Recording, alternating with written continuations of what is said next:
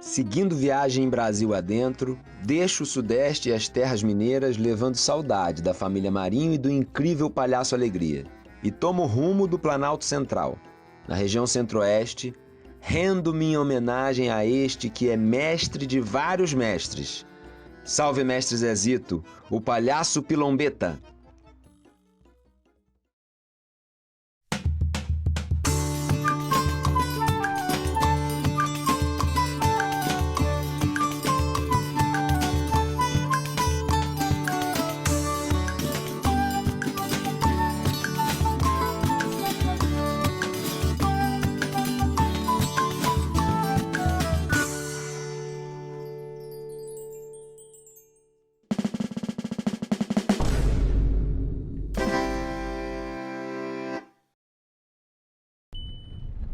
Mas antes de descobrir quem foi mestre Zezito, eu procurei pessoas que cruzaram seu caminho. Assim eu encontrei os irmãos Saúde. Olá, irmãozinho, sejam bem-vindos aí a Bate-Caverna. É nóis, irmão! É nóis, hein? É nóis do DF!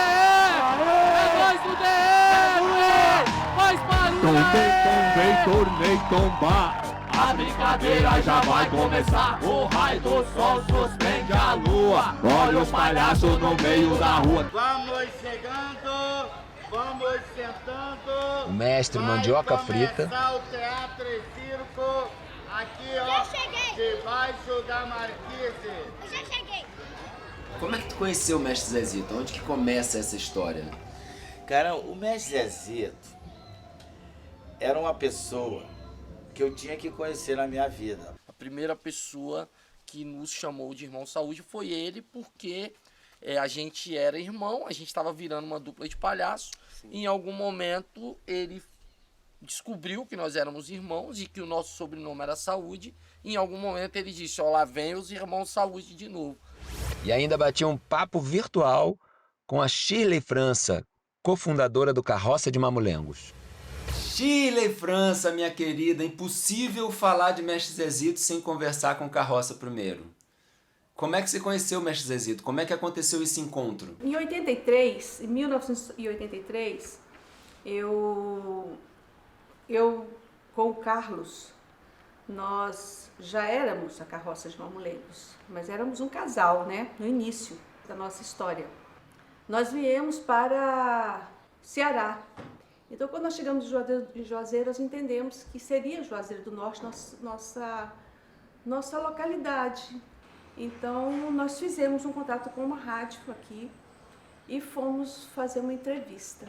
E aí divulgamos o espetáculo, que nós estaríamos com os bonecos gigantes, com o Palhaço Alegria, que era um boneco de 3 metros de altura. Quando essa entrevista foi ao ar, o mestre Zezito, que é José André dos Santos, ele estava na casa dele, exercendo a função naquele momento de vida, que ele consertava panelas. O mestre Zezito, em Juazeiro, ele já estava assim, é um mestre, né? Mas como tem muitos mestres aí nesse Brasil, o pessoal não dá aquele valor maior, então ele já estava consertando panela, e é um grande artista. Quando ele escutou nossa entrevista na rádio, ele largou tudo que ele estava fazendo, pegou uma bicicleta que ele tinha e foi pedalando do Pirajá até o centro do Juazeiro do Norte, nos procurando. E ele nos parou, falou, ei, vocês dois, oi, tudo bom? Eu quero falar com vocês, acabei de escutar a entrevista de vocês, eu sou o Palhaço Pilombeta, meu nome é Zezito. E ele foi assistir o espetáculo, viu o Palhaço Alegria, achou muito bonito a engenhosidade do boneco, os bonecos.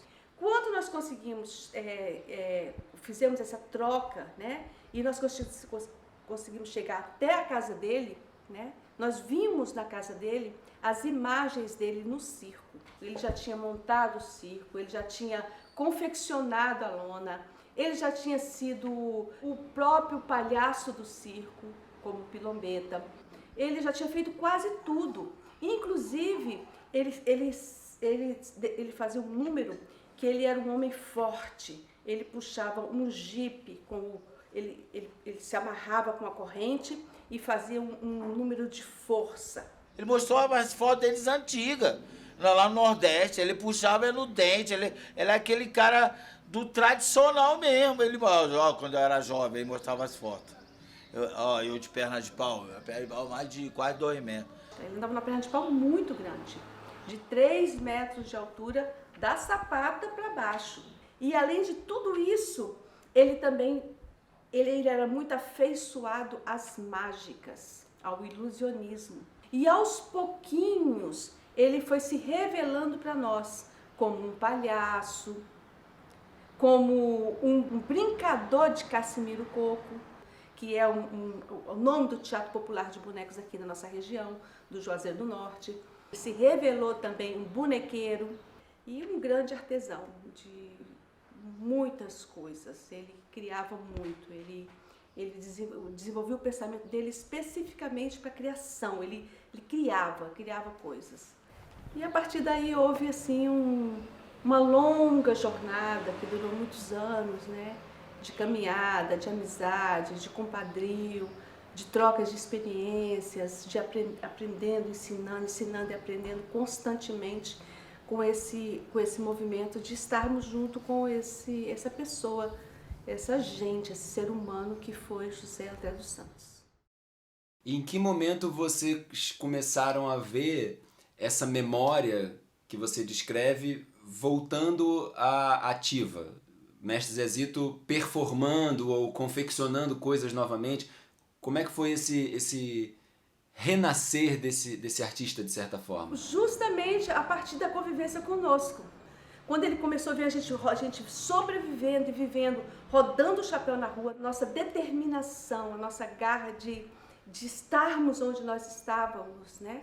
E logo depois nós começamos a conversar com ele: mestre, o senhor brinca, é possível viver de arte, olha o que nós estamos fazendo, vamos ver como é que é o palhaço Pilombeta. Começávamos a falar sobre o circo, conversar com ele sobre as memórias, e isso foi renascendo nele, como se fosse uma terra que tivesse uma sementinha abafada ali, e aí essa sementinha foi germinando, daqui a pouco, magicamente, ele se viu um gigante dentro de tudo que ele fazia. A partir daí, nós começamos a abrir espaço nas escolas. Até hoje, um dos pilares da família, da Carroça de Mamulencos, é o trabalho com educação. E aí nós começamos a levar o Mestre Zezito até chegar o momento do próprio Mestre Zezito agendar escolas para ele poder brincar. Como ele lidava com a arte, com esse viés pedagógico muito forte, ele, toda vez que ia se apresentar nas escolas, as histórias que eu ouço, é que os professores ficavam surpresos com a capacidade de comunicação que ele tinha com os alunos de todas as idades, desde as crianças até os adolescentes, os jovens. Primeiro ele entrou nas escolas como mágico. Ele era um mágico tradicional, tinha o fraque. Inclusive, muitas mágicas que ele usava, era ele mesmo que confeccionava. E que ele usava os seus brinquedos e os seus aparelhos de mágica como essa porta de entrada, né? Como uma maneira de construir essa cumplicidade, essa empatia. Então, certa vez, brincando em frente à casa do Mestre Zezito, eu brinco, né, uma boneca gigante, a boneca Felicidade, e ali naquele momento que eu estava vestindo Felicidade, a gente tinha pré-combinado com ele que ele também vestiria uma perna de pau gigante. E aí nós fizemos um cortejo e nós saímos andando ali na localidade do Mestre Zezito, aqui no bairro Pirajá, dando uma volta, divulgando o Cassimiro Coco, que o Babau ia brincar à noite na porta da casa do Zezito. E a partir desse movimento, nós começamos a pensar num projeto de educação. Assim, para um circo, uma escola para ensinar as crianças essas tradições. Porque os mestres de tradição, nós começamos a reunir as pessoas aqui dessa região. Porque era um projeto que não precisava de uma pessoa só. Era um projeto que envolvia, além do mestre Zezito, outros artistas. Foi aí que surgiu a Barraca da União. Quais eram as atividades, assim? O que acontecia ali dentro dessa escola tão única que era a Barraca da União? A Barraca da União era itinerante. Então nós montávamos ela de tempos em tempos em localidades específicas aqui do Juazeiro do Norte. Então acontecia esse movimento das crianças chegarem logo de manhã, depois com as crianças montava a estrutura. No dia seguinte nós montávamos todos os aparelhos, né, os projetos de aparelho, o treinamento de perna de pau, furava o chão para poder montar o equilibrismo no arame, o trapézio, o rola-rola. Toda essa estrutura era montada e a escola acontecia livre. As crianças que chegavam participavam. E o que ficou para a vida inteira foi o treinamento de perna de pau, que foi disseminado e levado em muitos lugares que nós armamos a Barraca da União. A Carroça de Mamulengos começa a trabalhar com a perna de pau a partir desse encontro com o Zezito. Antes disso, vocês não tinham perna de pau? Não tinha perna de pau. Nós começamos aí.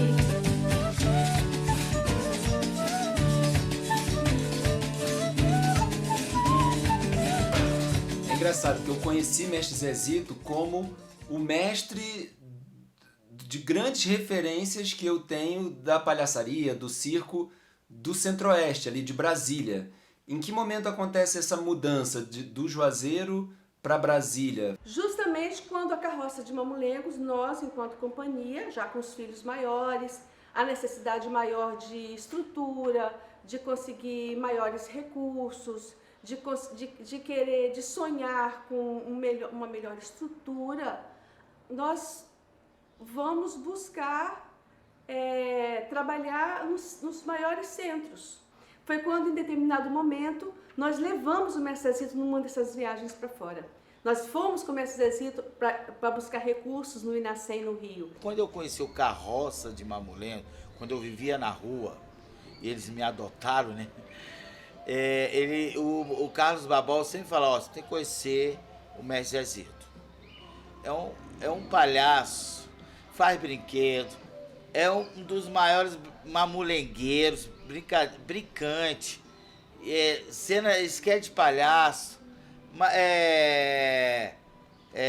qualquer aparelho de mágica. É uma pessoa fenomenal que eu conheci na minha vida, o Carlos falando. Aí quando a gente, que estava no Rio de Janeiro, na época, quando ele veio para Brasília, o Carlos sempre foi esse coração, né? Coração forte, coração bom. Ele trouxe o mestre Zezito. Então o mestre Zezito começou a vislumbrar uma possibilidade também de abrir os espaços. E ele resolve ir para Brasília, em Águas Lindas do Goiás. Foi nessa região, né, que o mestre Zezito se estabeleceu. Meu irmão, quando ele chegou aqui, ele virou o cara de Brasília. Aqui em Brasília toda, e em outros lugares do Brasil. Porque ele era o cara de bonecos e brinquedos populares para sindicato de professor. Foi aí onde ele ficou muito conhecido em Brasília. Então ele trabalhou muito com o sindicato dos bancários, com o sindicato dos professores de Brasília. Então são grandes sindicatos dentro da capital. Então, através desses sindicatos, ele foi abrindo contato também com as escolas, porque ele sempre viu a possibilidade da escola como forma de diálogo educativo, educacional, de troca de saberes. E a partir daí, ele dialogou com a capital e com o entorno, né, de Brasília, trabalhando com professores, com escolas, com espaços múltiplos de arte e educação dentro do Distrito Federal. E aí ele começou a criar uma estrutura das maiores que eu já vi, né? Por exemplo, as ações globais dentro do SESC, que eram ações globais que atingiam 2.000 pessoas. E ele montava brinquedos populares para atender 2.000 crianças. Não, e ele foi homenageado, não sei se foi Senado, nesse lugar de homenagem, ele foi mestre Zezito e o Carequinha. Claro que foi passo a passo, né? Nada muito facilitado, muito pelo contrário. O artista demora a ser reconhecido enquanto um grande mestre de tradição. Ele rala muito, não tem transporte, passa necessidade, né? Tem que conseguir cesta básica para se alimentar. Então, assim, as dificuldades são enormes. Eu já atuava como artista de circo, assim, estava começando a minha trajetória. E eu sempre fui muito fã do Carroça de Mamulengos. O Carroça de Mamulengos é uma grande referência para mim. E uma vez eu conversando com o Carlos Balbal, ele me disse, olha, aqui perto, em Águas Lindas, tem um mestre que você precisa conhecer, porque ele é incrível, ele sabe fazer brinquedo, ele sabe fazer aparelho de mágica, ele sabe fazer perna de pau, claves, ele sabe fazer de tudo um pouco, além de ser um palhaço genial. Pô, eu fiquei com aquilo na cabeça, pô, mestre Zezito, Águas Lindas, e fui pesquisar até descobrir onde ele morava. Quando eu cheguei lá, eu cheguei no intuito de comprar uns aparelhos dele. E aí foi a primeira aula que eu tive, que ele me falou, não, eu não vou te vender não. Se você quiser, eu te ajudo a fazer, eu te ensino. Pra isso você tem que ficar morando aqui em casa uns dias. Pô, e o maior aprendizado era estar ele, na casa dele, com ele, na simplicidade dele e no tempo dele, porque ele sempre falava isso aí, ó, não vem aqui, quer aprender essa cena? Não, tem que ficar aqui, dormir, isso até os irmãos tiveram que fazer, e todos que ele falava. E aí eu tive a primeira aula, que foi uma aula que é a aula do circo, que é, eu não te ensino essa informação sem que você conviva comigo. Porque é essa a ciência que o mestre Zezito aplicava. Você convivia com ele, você acordava e dormia com ele, ouvindo as histórias, vendo como ele fazia as coisas, e essa era a arte do mestre, a faculdade dele. E o que me encantou é isso que o meu irmão fala, né? Que o mestre, ele tinha essa força de falar, não, você tem que conviver, porque ele sentia no olhar dos jovens a sede. Então, quando ele via aquela sede de aprender, aquela vontade, o cuidado com as coisas, então, como eu tinha muito cuidado, e a oficina do mestre era a coisa mais linda, né? Era uma joia. Eu falava, uau, Charles, parece que eu tô no playground, mano, isso aqui é uma diversão pura. Tem umas das minhas instrumelas, que é o chorão, né? Que eu aprendi com o mestre, o peidão, que também aprendi com o mestre, que também não é difícil de fazer, que é essa parte do talco, esse tem o talco. O nariz do meu irmão é de cabaça até hoje, o meu irmão que fez o nariz dele, ele usa nariz de latex. E aí é esse aqui. Esse aqui é o meu primeiro nariz, eu tenho ele até hoje. É de cabaça. Então esses são estrumelas, ou uma das estrumelas. Mas eu queria que meu irmão mostrasse o brinquedo. Eu também queria. Eu acho que eu posso pegar, galera, é 2 palitos agora, vou ser direto com vocês aqui. Na verdade, esse brinquedo aqui, que é o traca-traca, né? Em outros lugares tem outros nomes, mas é um brinquedo relativamente simples.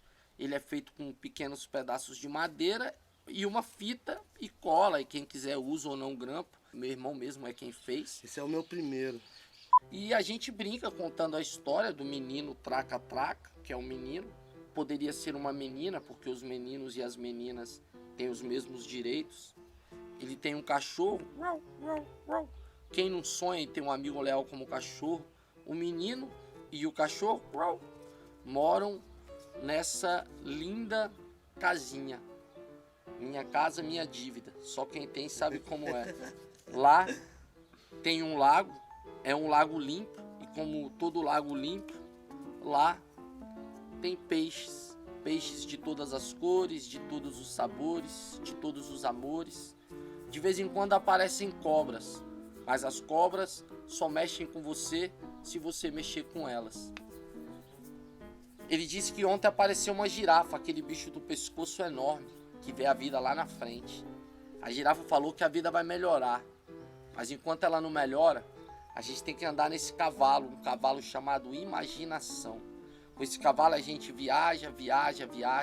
Pode ser quem a gente quiser, aonde a gente quiser.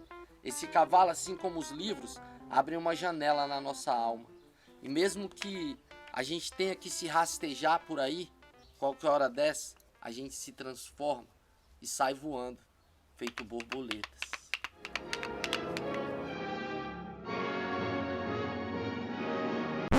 Então, com coisas muito simples como essa, o mestre Zezito era capaz de ficar longos períodos encantando e mantendo a atenção e a concentração das pessoas.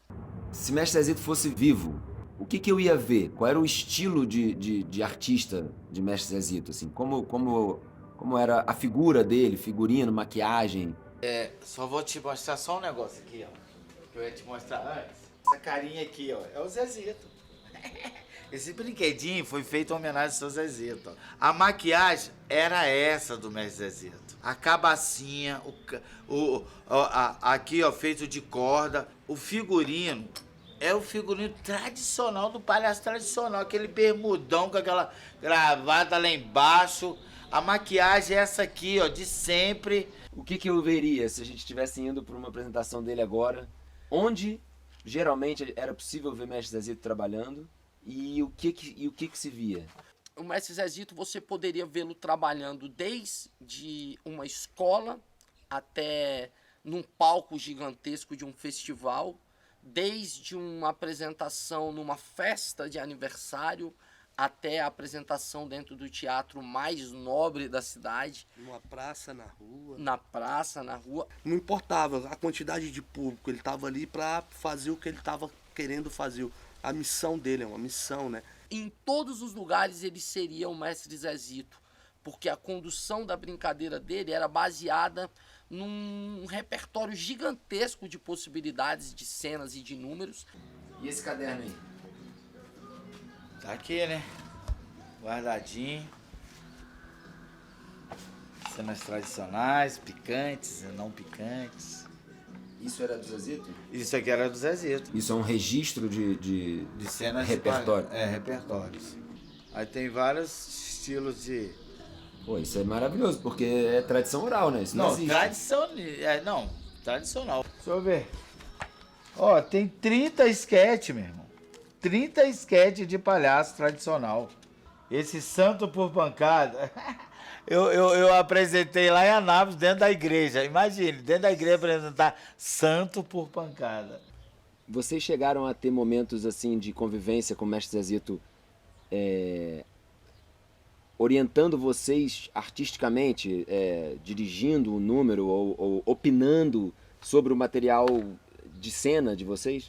Na verdade, não diretamente. Ele deu a vez que a gente foi se apresentar para ele, e aí eu falei, poxa, mas queria muito que você assistisse o meu trabalho com o meu irmão, para o senhor dar uma dica, ver o que o senhor acha, né? Pra gente era muito importante a opinião dele. E aí ele sentou lá para assistir a gente apresentou, no final eu fui já, e aí, mestre, o que o senhor achou? Ele falou, rapaz, chama teu irmão lá. Eu falei, não, mestre, fala aí, o que o senhor achou? Eu sou um cara um pouco ansioso, né? Aí ele, não, rapaz, chama teu irmão lá. E o meu irmão só para depois que organiza tudo. É um hábito dele. Termina o espetáculo, tem que organizar tudo para guardar. Principalmente a minha mala, né? Aí... A mala do Raco ali, aquela mala é mágica. Aquilo ali vale mais do que todos os meus equipamentos, tudo que você imaginar. Eu viajando com aquela mala, ela só viaja do meu lado. Cuidado, pra tu não cortar a história que eu tava contando. Tá. Beleza? Aí é porque é um mala contando de outra mala. Até eu convencer meu irmão a vir. Quando meu irmão veio, ele senta os dois aí. Falou, rapaz, vou falar uma coisa muito importante pra vocês, viu, sobre o que eu vi agora. A gente ficou naquela, né, olhando atentamente, ouvindo. Ele falou, ó, essa é a dica mais importante sobre o trabalho de vocês que eu vou dar. Falei, meu irmão, esse cara vai dar uma dica genial. Aí ele falou, ó, não importa o que aconteça, nunca deixe nada separar essa amizade de vocês. Sobre o trabalho, pode deixar que o tempo cuida de melhorar. Aí a gente falou, como é que é, mestre? Ele falou, grava o que eu tô falando pra vocês. Nunca deixe nada atrapalhar essa amizade de vocês. O resto a vida vai arrumar. E a gente ficou se olhando, ele levantou e foi embora. Mano, eu me arrepio de lembrar que eu falo, que velho fila da égua, porque o cara parecia que tava adivinhando, porque a gente já brigou muito, porque a gente é irmão, irmão briga, porque a gente se ama, e a gente mora junto, a gente trabalha junto, a gente divide tudo junto. Mas toda vez que a gente pensa em alguma coisa ruim, a gente lembra daquele velhinho olhando no nosso olho e falando, olha...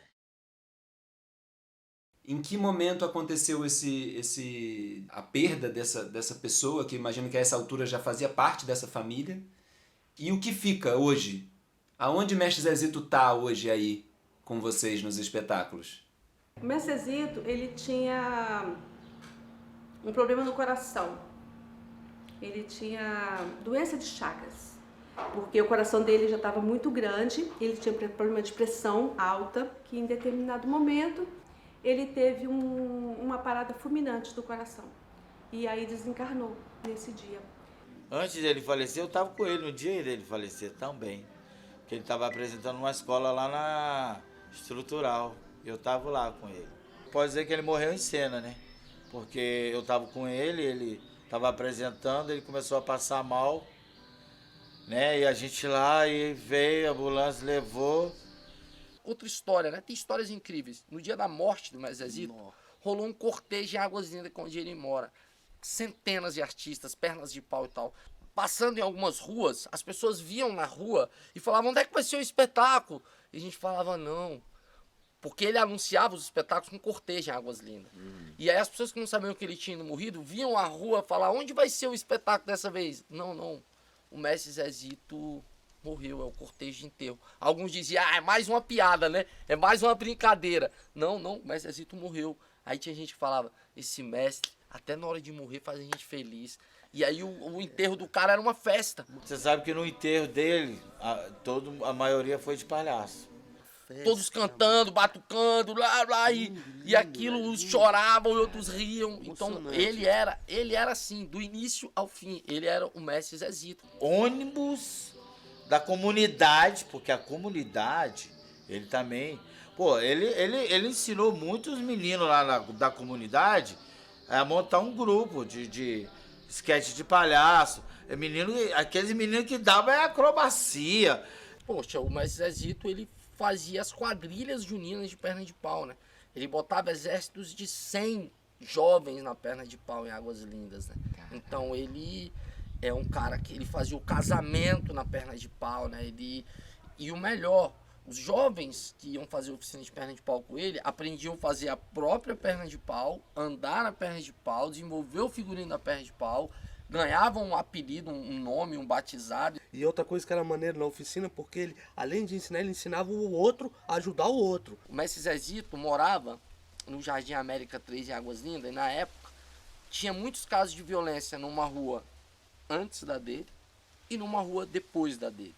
Na rua dele não tinha. Porque aqueles jovens e aquelas figuras que eram envolvidas com um crime naquela comunidade, os seus filhos, a sua esposa e às vezes eles mesmos, iam até a casa do Mestre Zezito, até a rua do Mestre Zezito, ou participar de uma festa junina, ou assistir a um espetáculo de circo, ou participar de algum evento como uma galinhada, algo que o Mestre Zezito estivesse promovendo. E por isso, naquele espaço específico, se selava um acordo de paz, um acordo de respeito. E uma figura como o Mestre Zezito, muitas vezes serviu como mediador de conflitos. Chegava uma figura na casa dele e falava, olha, meu marido, tal, não sei o que, olha, tal. E ele, com as habilidades do circo e do mamulengo, porque ele era também um mamulengueiro, né? Ele lidava.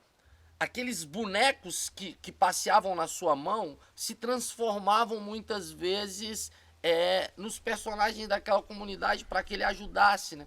As culturas populares, por que elas são tão importantes na comunidade? Porque em torno de uma quadrilha junina, em torno de um grupo de capoeira, em torno de um grupo de maracatus, as pessoas, os pais, as mães, os filhos, os avós, eles se encontram, eles se conhecem e se reconhecem. Um faz o figurino, o outro dança, o outro guarda, o outro cuida. Então, essas artes populares, elas fazem com que essa comunidade crie uma rede de afetos. Por isso é tão importante o investimento em arte. Por isso é tão importante mestres como o Mestre Zezito inserido numa comunidade. E o Mestre Zezito, ele é essa figura que transita nesse universo pedagógico, griot, xamânico, né, de conseguir fazer da sua arte um caminho, uma forma, e isso conduz pessoas de todos os tipos, de todos os lugares, de todas as cores, de todas as idades, de todos os gêneros, a experimentar a vida por uma ótica a partir do viés da sensibilidade, que é o que a arte proporciona. E aí nós perdemos o Mestre Zezito assim em vida, né? Ele partiu dessa para o descanso eterno, né, em matéria. Mas assim, ele é sempre, todos nós aqui, a gente sonha com o Mestre Zito, e eu me emociono muito, porque eu lembro muito dele, pela presença dele, assim, de atenção conosco, né? E sempre resolvia todas as coisas cênicas. E era uma pessoa muito querida, muito inteligente, muito diferenciado. Eu acho que inconscientemente todas as gerações depois do Mestre Zezito são influenciadas por ele, porque se não são influenciadas diretamente por ele, são influenciadas por alguém que foi influenciado por ele. Então existe ali uma avalanche de acontecimentos que acaba impactando. Todos nós carregamos assim, estamos com ele dentro de nós.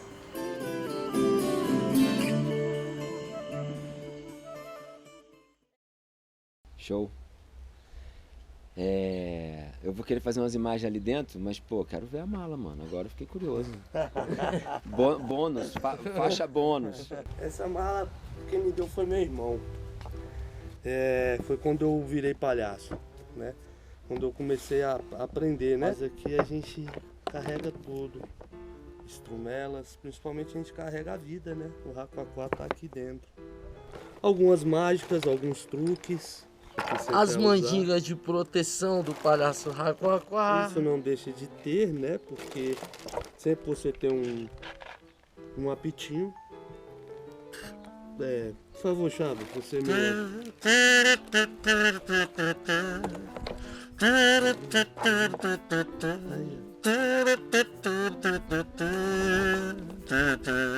Como você tá vendo na mala, a música também. A música também.